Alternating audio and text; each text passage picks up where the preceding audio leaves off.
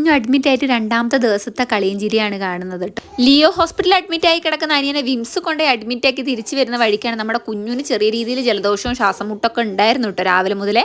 അപ്പോൾ വൈകുന്നേരം ആയപ്പോൾ നല്ല രീതിയിൽ ശ്വാസം മുട്ടാൻ തുടങ്ങി. അങ്ങനെ അനിയനെ അഡ്മിറ്റ് ആക്കി വരുന്ന വഴിയിൽ നമ്മൾ അവനെയും കൂടെ ഒന്ന് ഹോസ്പിറ്റലിൽ കാണിക്കാൻ വേണ്ടി കയറിയപ്പോഴാണ് അവനെ അഡ്മിറ്റ് ആക്കിയത്. ഓക്സിജൻ അളവൊക്കെ കുറവായിരുന്നു കേട്ടോ.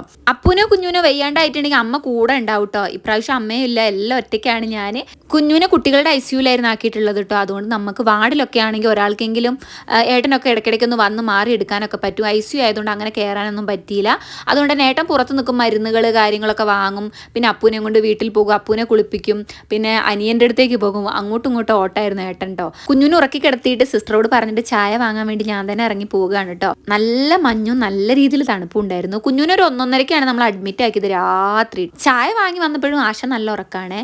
ഈ ഒരു ICUവിൽ കുഞ്ഞ് മാത്രമേ ഉണ്ടായിരുന്നുള്ളൂ കേട്ടോ. വേറൊരു കുഞ്ഞുണ്ടായിരുന്നു, അത് പിറ്റേ ദിവസം തന്നെ ഡിസ്ചാർജ് ആയി പോയി. അങ്ങനെ കുഞ്ഞ് നല്ല ഉറക്കമായിരുന്നു. പിന്നെ അവൻ എഴുന്നേറ്റു, അവന് ഭക്ഷണം എല്ലാം കൊടുത്തു. അവൻ ആ അഡ്മിറ്റ് ആയ ദിവസം ഫസ്റ്റത്തെ ദിവസം മാത്രമായിരുന്നു കുറച്ച് ബുദ്ധിമുട്ടുണ്ടായിരുന്നത്. അന്ന് ഓക്സിജനൊക്കെ ഇട്ടിട്ട് തന്നെയാണ് കിടന്നുറങ്ങിയത്.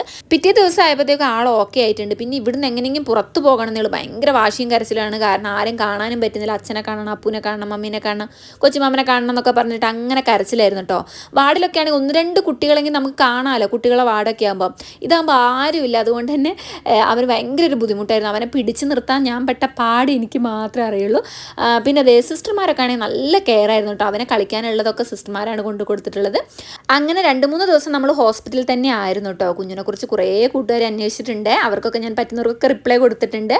പിന്നെയെന്ന് പറയുന്നത് ചായ വാങ്ങാനുള്ള പോക്കാണ്. ചായ വാങ്ങും, ഏട്ടൻ ഉച്ചയ്ക്ക് ചോറ് വാങ്ങിക്കൊണ്ട് തരും.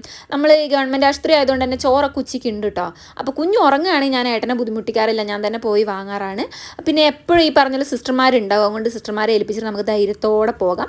അങ്ങനെ രാവിലെ ചായ എല്ലാം വാങ്ങി തിരിച്ചു വരികയാണ് കേട്ടോ. ഇന്ന് നല്ല സന്തോഷമുണ്ട്, കാരണം ഇന്ന് ഡിസ്ചാർജാണ്. തിങ്കളാഴ്ചയാണ് നമ്മൾ ഡിസ്ചാർജ് ആയത്. ബെഡ്ഷീറ്റിൽ ഓരോ ദിവസം ഉണ്ടാവും കേട്ടോ. തിങ്കൾ, ചൊവ്വ, ബുധൻ എന്ന് പറയുന്ന ഓരോ ദിവസം വന്നിട്ട് ഇങ്ങനെ മാറ്റും. അങ്ങനെ കുഞ്ഞ് നല്ല ഉറക്കമാണ്. അവൻ എഴുന്നേറ്റിട്ടുണ്ടെങ്കിൽ ചായയൊക്കെ കൊടുത്തിട്ട് നമുക്ക് ഏട്ടൻ വരും 10 മണിയാകുമ്പോൾ തന്നെ നമുക്ക് പോകാം കേട്ടോ. അങ്ങനെ ഡോക്ടറെല്ലാം വന്നു, അവന് ഡിസ്ചാർജ് എല്ലാം തന്നു, മരുന്നുകളൊക്കെ കൊടുക്കണ്ടേ പറഞ്ഞൊന്ന് എഴുതി തന്നു. നമ്മൾ മരുന്നെല്ലാം വാങ്ങി കുട്ടികളുടെ ICUവിൽ നിന്ന് നമ്മൾ ഇറങ്ങി അങ്ങനെ നമ്മളെ ബാണ്ടക്കെട്ടൊക്കെ എടുത്തിട്ട് താഴോട്ട് നടക്കാൻ കേട്ടോ.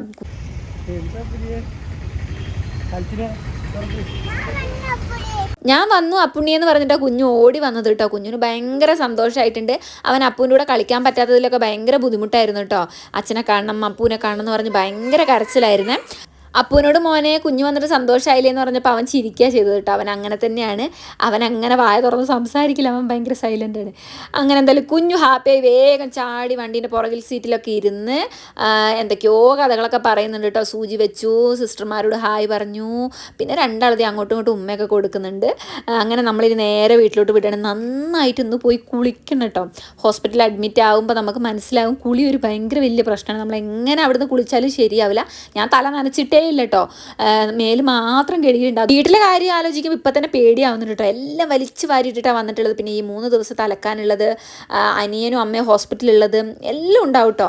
അങ്ങനെ വീട്ടിൽ പോയി ഒരു ജഗ്ഗപ്പൊക്കെ പണിയായിരിക്കും. പണിയുടെ കാര്യം പറഞ്ഞപ്പോൾ ഏട്ടൻ പറഞ്ഞു കുറേയൊക്കെ ഞാൻ അലക്കിയിട്ടിട്ടുണ്ട്, അകമെല്ലാം അടിച്ച് വാരി വൃത്തിയാക്കി വെച്ചിട്ടുണ്ട്, തുണിയെല്ലാം ഞാൻ അത്യാവശ്യം വേണ്ടതൊക്കെ മടക്കി വെച്ചിട്ടുണ്ട്. എന്നാലും നമ്മൾ അരിച്ച് പെറുക്കിയാൽ കുറേ ഇനിയും ഉണ്ടാകുമല്ലോ. പിന്നെ ഹോസ്പിറ്റലിൽ നിന്ന് കൊണ്ടുവരുന്ന ഡ്രസ്സുകളെല്ലാം ഉണ്ട് കേട്ടോ. അങ്ങനെ വരുന്ന വഴിയിൽ കുറച്ച് മീനൊക്കെ വാങ്ങി ഇതെല്ലാം നന്നാക്കി കറിയെല്ലാം ആക്കി നമ്മൾ അനിയനെ കാണാൻ വേണ്ടി പോകണം. അനിയൻ്റെ അടുത്തേക്ക് ഇപ്പോൾ ഒരു 3 ദിവസമായി. കാരണം നമ്മളും അഡ്മിറ്റ് ആയിരുന്നല്ലോ. അവിടെ എന്താ അവസ്ഥാസ്ഥിതി എന്നൊന്നും അറിയില്ല. 3 ദിവസവും ഹോട്ടലിൽ നിന്ന് ഫുഡും കാര്യങ്ങളൊക്കെ ആയിരിക്കും കഴിച്ചിട്ടുണ്ടാവും. അപ്പോൾ ഇന്ന് വീട്ടിലെ പണിയെല്ലാം തീർത്ത് ചോറൊക്കെ ആക്കിയിട്ട് നമുക്ക് വൈകുന്നേരം ആകുമ്പോൾ അനിയൻ്റെ അടുത്തേക്ക് പോകണം. ബാക്കി വിശേഷങ്ങളും എൻ്റെ ജോലികളൊക്കെ അടുത്ത വ്ളോഗിൽ വരികയായിരിക്കും. ഈ വ്ളോഗ് ഇവിടെ വെച്ച് അവസാനിപ്പിക്കുന്നു. ടാറ്റാ.